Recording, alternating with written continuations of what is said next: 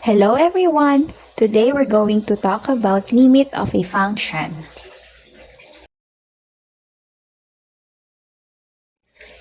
A limit is defined as a value that a function approaches as the input and it produces some value.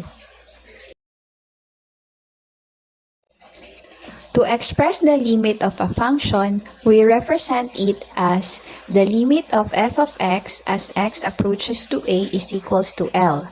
If we can make the value of f of x arbitrarily close to L by taking x to be sufficiently close to a on either side of a but not equal to a.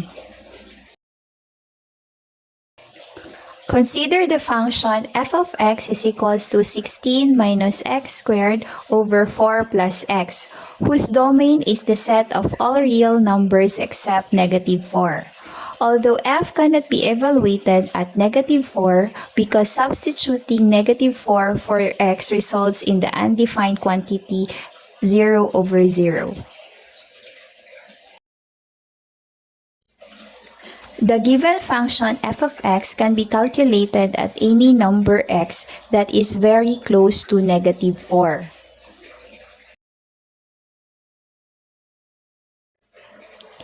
Consider the tables below.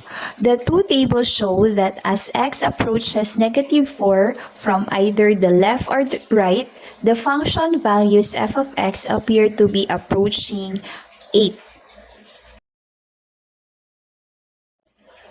For every number x is not equal to negative 4, the function f can be simplified by cancellation. Here, we're going to factor out 16 minus x squared. Factoring 16 minus x squared gives us 4 plus x and 4 minus x. Here we can cancel out 4 plus x, so we do have now f of x is equals to 4 minus x.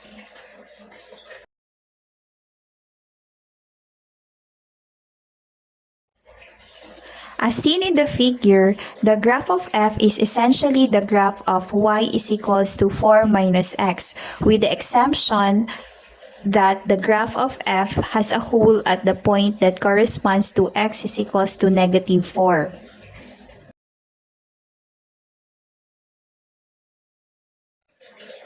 For x sufficiently close to negative 4, represented by the two arrowheads on the x-axis, the two arrowheads on the y-axis representing function values f of x simultaneously get closer and closer to the number 8. Hence we say 8 is the limit of f of x as x approaches negative 4. Now we're going to discuss the limits theorem. The first theorem says that the limit of a constant function is equal to the constant. Here we have the limit of c as x approaches to a is just equals to c, where c is a constant value. Example, if we have the limit of 10 as x approaches to 2 is just equal to 10.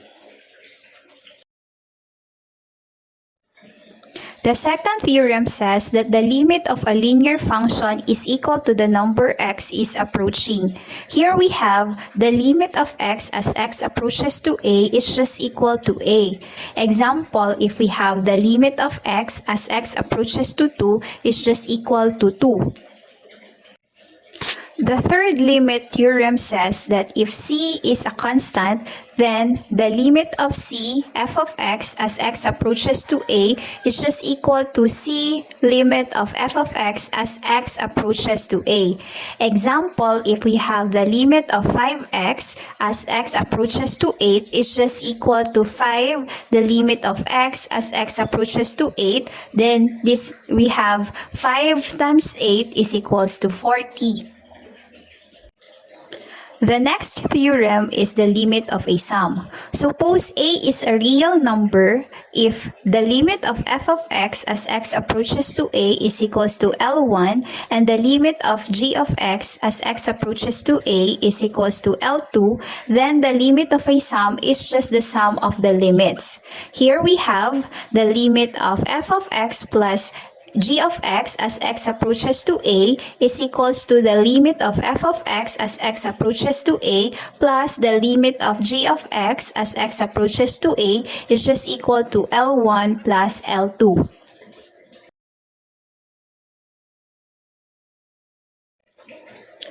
Example, if we have the limit of 10x plus 7 as x approaches to 5 is equals to the limit of 10x as x approaches to 5 plus the limit of 7 as x approaches to 5.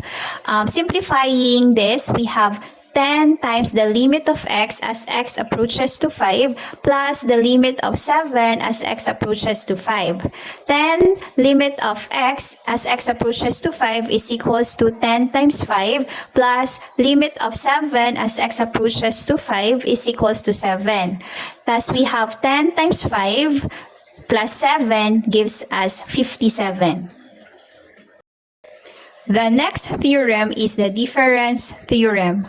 Suppose a is a real number, and if the limit of f of x as x approaches to a is equals to L1, and the limit of g of x as x approaches to a is equals to L2, then the limit of a difference is the difference of the limits. Thus, we have the limit of f of x minus g of x as x approaches to a is equals to the limit of f of x as x approaches to a minus the limit of g of x as x approaches to a is equals to L1 minus L2.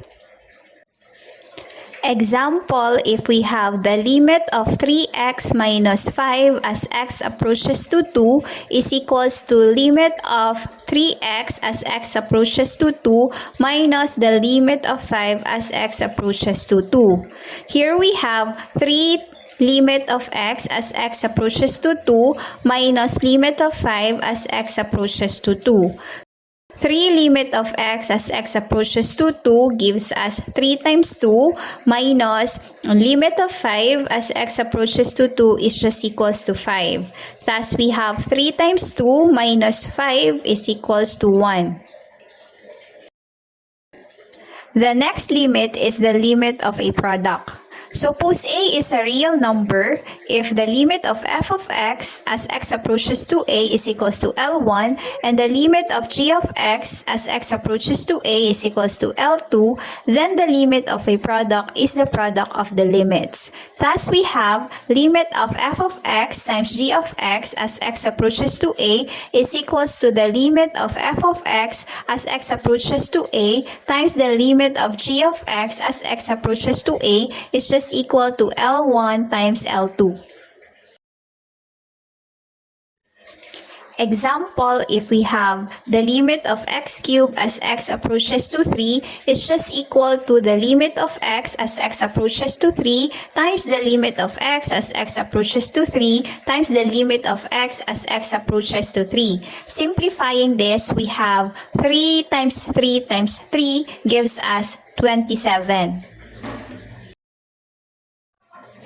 The next theorem is the quotient theorem. Suppose a is a real number if the limit of f of x as x approaches to a is equals to L1 and the limit of g of x as x approaches to a is equals to L2, then the limit of a quotient is the quotient of the limits provided that the limit of the denominator is not 0. Thus, we have the limit of f of x over g of x as x approaches to a is just equal to the limit of f of x as x approaches to a divided by the limit of g of x as x approaches to a is just equal to L1 over L2, provided that L2 is not equivalent to 0. Example, if we have the limit of 5 over x squared as x approaches to 4 is just equal to the limit of 5 as x approaches to 4 divided by the limit of x squared as x approaches to 4. Simplifying this, we have limit of 5 as x approaches to 4 is just equivalent to 5 over the limit of x squared as x approaches to 4 is equivalent to 4 squared. Thus, we have 5 over 16. If you find this video helpful, please consider subscribing to show your support so that I can make other videos like this.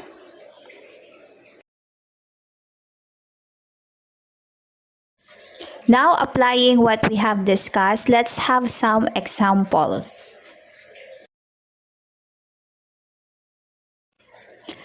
Example, we're going to evaluate the limits of the following. Number 1, the limit of 2x squared plus x plus 4 as x approaches to negative 1. To solve this, we're going to apply what we have discussed a while ago.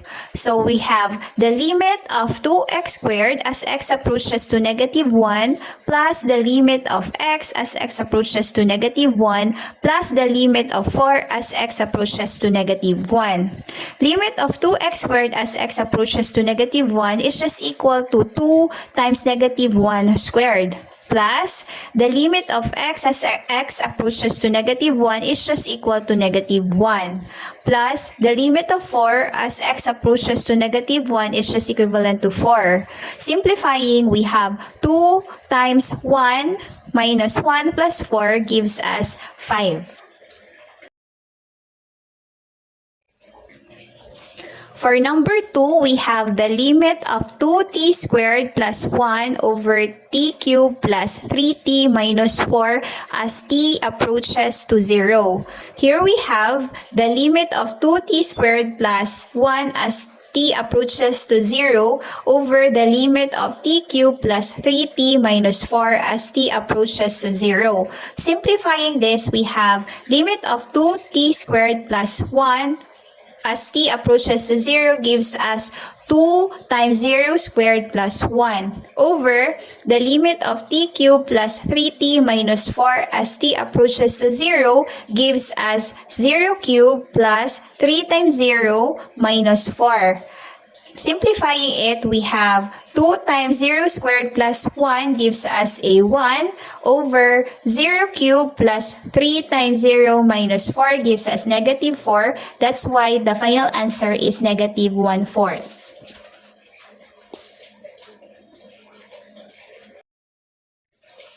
For number 3, we have the limit of x squared minus 1 over x squared plus 3x minus 4 as x approaches to 1. Here, we need to factor out our numerator and denominator. Because if we're going to substitute immediately our value for x in the denominator, it will give us a 0 because 1 squared plus 3 times 1 minus 4 gives us a 0. So if our denominator is 0, so it will give us an undefined answer. That's why we need to factor it out, then cancel which are commons. So to solve this, we have the limit of x squared minus 1, factoring that, we have x minus 1 and x plus 1. Then factoring x squared plus 3x minus 4, so we have x minus 1 and x plus 4. So since x minus 1 is common both in numerator and denominator, so we can cancel it out. Thus, we have x plus 1 over x plus 4.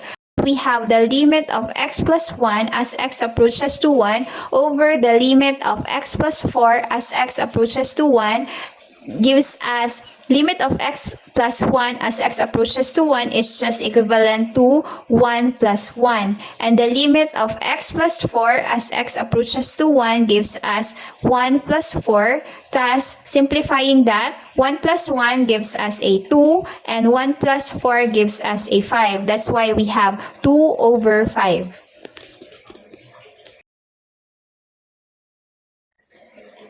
For number 4, we have the limit of tangent theta over sine 2 theta as theta approaches to 0. Here we need to recall the formula from trigonometry.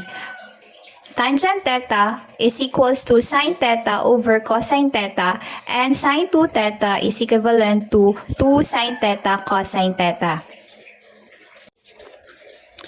To solve this, we're going to apply the identity a while ago, which is tangent theta is equivalent to sine theta over cosine theta, and sine 2 theta, which is equivalent to 2 sine theta cosine theta. That's why we have here the limit of sine theta over cosine theta divided by 2 sine theta cosine theta as theta approaches to 0.